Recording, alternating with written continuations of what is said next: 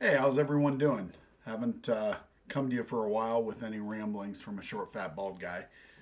Thought I would stop in today. Just, you know, the normal, wow, what the fuck is happening to this country?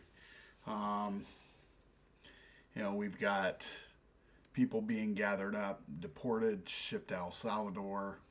You know, we don't know who they are, but it's happening because the administration is not giving us that information. They're not telling us who it is they've supposedly gathered up, and they're using a wartime act to do this from the late 1700s.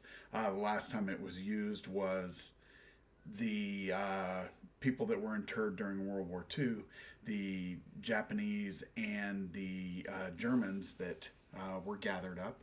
And for this to be used, technically, we have to be at war with someone. Donald Trump, in his infinite wisdom, says that it's because these people are a threat to the country, which they very well may be. But we aren't at war with Venezuela, and they're part of the Tres Aguas uh, gang, supposedly.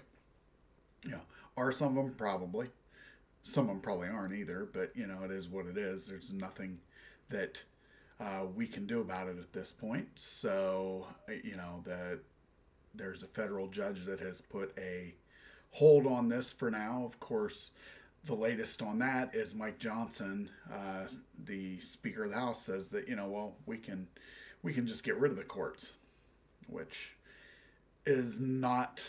I mean, it's true, they can, uh, but it isn't just simple as saying, okay, no more courts and we're not going to do it. It doesn't really work that way.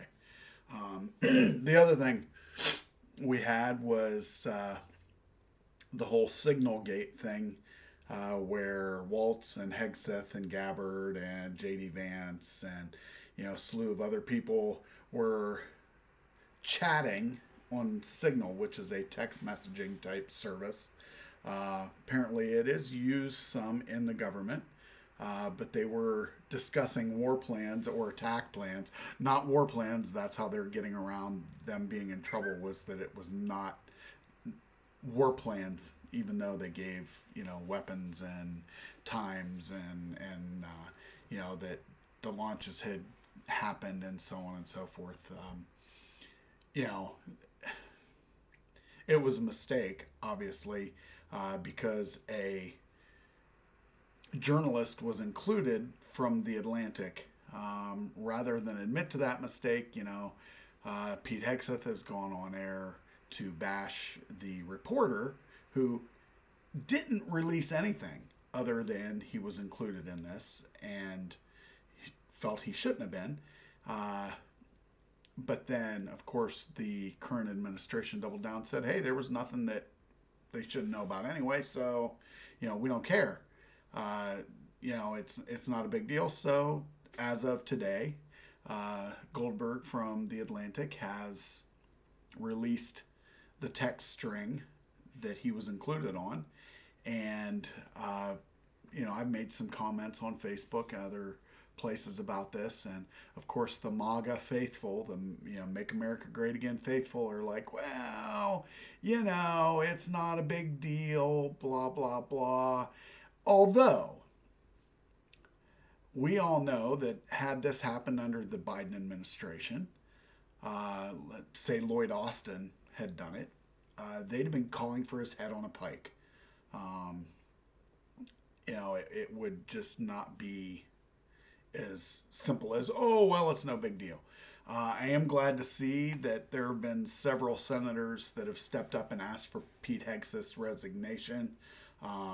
There's also been some calls for Tulsi Gabbard to resign. She perjured herself in front of Congress yesterday and, of course, backpedaled today. Do I think any of this is going to matter? Unfortunately, no. I don't think it is going to matter at all. This administration has proved time and time again they're going to do what they want to do. And, I'm not sure what it's going to take to put an end to it. Um, it's unfortunately, I feel the downfall for our country. I know there's been some travel warnings that have been issued by England and by Germany about coming here and making sure that you do everything right. However, understand that even if you do a visa and you do everything correctly, it is up to ultimately the people at the airport and ICE whether they're going to let you in or not. So you can do everything correct and you're still going to be told no, you can't come in. A rumor has it, and I don't know if it's true or not, that a person was stopped coming into the country from Paris and they asked to search this person's phone and there was some anti-Trump rhetoric on it and the person was denied entry. I don't know if they can search your phone or not. Good luck with that if they try to search mine, but we'll see. I'm not planning on traveling out of the country anytime soon, not until October at the very earliest. So we shall see what happens. With that being said, I hope everybody is doing okay.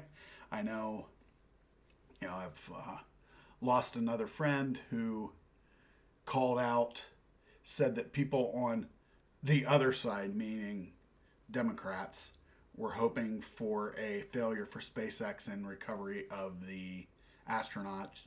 I called him out on it, and apparently I'm no longer friends with him on Facebook. Even though I didn't know a single soul that was calling for a failure of that. And, apparently when you call people out because they're full of bullshit, it pisses them off. So that is what it is. We'll wait and see. But like I said, the MAGA faithful are the MAGA faithful. They're certainly not wavering at this point. We'll wait and see what happens whenever this does affect them, because eventually this is going to affect them. It's going to affect all of us. And, hopefully it isn't World War III that affects all of us, because that is what I feel Donald Trump and his cronies are leading us towards. There's talk out there that he's a Putin puppet, and maybe, I don't know.